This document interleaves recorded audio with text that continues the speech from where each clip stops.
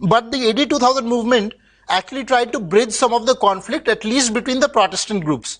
They said at least the Protestant groups should organize and target, instead of each other, we should target the heathen. We should target those that needed to be converted. And then from AD 2000, and the idea was to plant a church among every people group.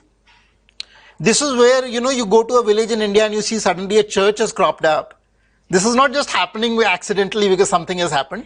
This is part of that entire warlike strategy that was set out over 20 years ago, almost 30 years ago. And the idea was that they would go and they would plant a church, and that church would become the seed for converting all the people around. And the co-chairman was Billy Graham. And again, this is a very, very strong and powerful movement that is intricately connected with the American power structure. So it is intricately, the president, I was talking about Southern Baptists, several US presidents have been Southern Baptists, almost every US president, including the Democrats. So this is not some Republican thing. Like for instance, Bill Clinton addressed the Southern Baptist Convention, George Bush addressed the Southern Baptist Convention. So this is a very, very powerful, and in fact some years ago even a Tehelka report had come out, and that report had said that the CIA is involved, academics are involved, an entire fact gathering, huge data gathering effort was involved for this Joshua Project mission. So thousands and thousands of paid researchers in India, including Indians, are involved in all the data gathering and then on all the action plans. So it's like there is a war happening. There is a massive war happening. It's been happening for decades, where one side is mobilized for the war. They have war strategies. They have soldiers on the ground. They are attacking every day. And the other side does not even know the war exists. This is the state we are in right now. And even in fact, to talk about the fact that the war exists is supposed to be not right. We are not even supposed to know that this war exists. This is somehow communal to say that this is a war going on, even though the facts are out there. Anybody can go to the Joshua Project website and see this. So this is not something we are making up. And I've gotten some quotes, and I actually originally wrote this article, I think in 2003 or 4. It's called the Freedom of Religion article. So even for 15 years, we have been talking about it, but the level of awareness in Indian society is very, very low. And so this was the quote. Some of these quotes and stats are from my article from 15 years ago.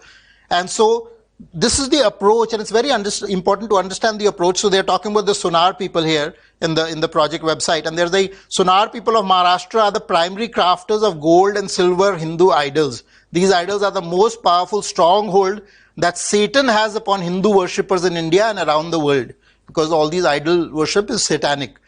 So, and the idea is to go and target that community. We say if we turn the Sonars into Christians, then if they embrace the gospel of Jesus Christ, we will see the collapse of Hinduism. So this is the kind of thinking that drives it. They're saying that it's a war path, and we need to see the collapse of Hinduism. We need to eradicate it, and that is the only way forward. Is this line, the bottom line, is it written in the Joshua Project?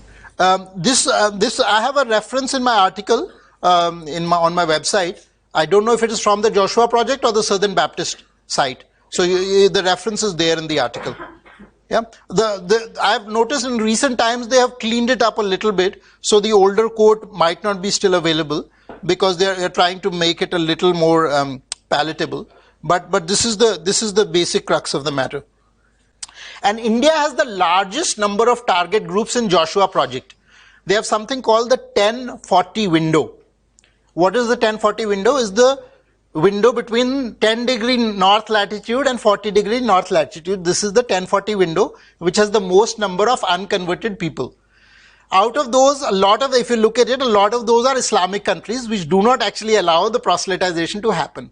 So India is the number one biggest target and the most easy target of the conversion war, right? And so they have the kind of detail they have, 102,480 Bhotia people in Sikkim, 47,000 Sherpas, 162,000 Tibetan Buddhists, 3,100, 300, 165,200 Banya Jains, 3.4 million Auroras.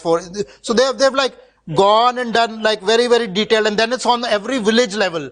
Every village level they've done how many of which community are there, how do you target them, how do you talk to a Jain versus how do you talk to a Sikh person. All of that is in very, very detail. They have strategized it. And they've strategized it over decades.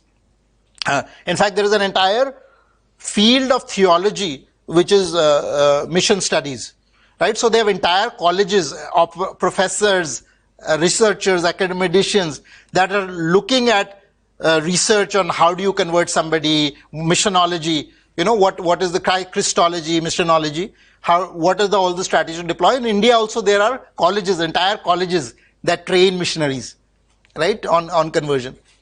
So all the way down to tribal Mongpa 850 people, or they're the Banjaras they're targeting, all this. And I look at I looked at their targeting of Banjaras, and there was something really sad feeling that came, because it's such a rich wealth of tradition, of custom, and once you say you have to leave all that and only Jesus is valid, the whole thing starts to shift. You cannot have the same kind of devotion, you cannot have the same kind of music, you cannot have the same kind of dance. All of that gets destroyed.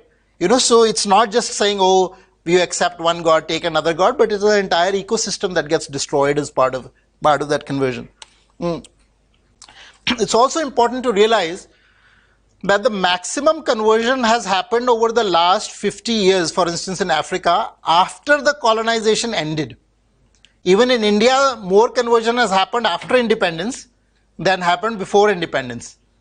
Most of the Naga people were also converted after independence. Northeast, all of the Northeast is converted after independence. Now there's a huge effort in the South, there's a huge effort in Punjab. Is there a collaboration of the political party power? Well, I think both things have happened. In fact, there were commissions that were set up under the Congress. Indira Gandhi was also opposing some of this thing because she was... I remember one thing that Dr. Brahmano Loya used to oppose Yeah. missionary who was allowed, or he was the only one who was allowed to do all these things and all. Yes. No, so there is definitely a collaboration, because the way when you have, this is like in fact 2000, figures from over a decade ago, $50 billion is poured into missionary activity every year. If you look at the scale of that money, right, you can see that every level of society can be corrupted. The media is obviously completely sold out, right? So it's very difficult to find this in media, right? A lot of the bureaucrats are with them. A lot of the politicians have also been co-opted, right? In India, you co-opt them very simply by saying this is secular. So right-wing Christianity becomes secular, and opposing right-wing Christianity becomes communal. It's the strangest thing in the world. So talking about the fact that this is, and one of the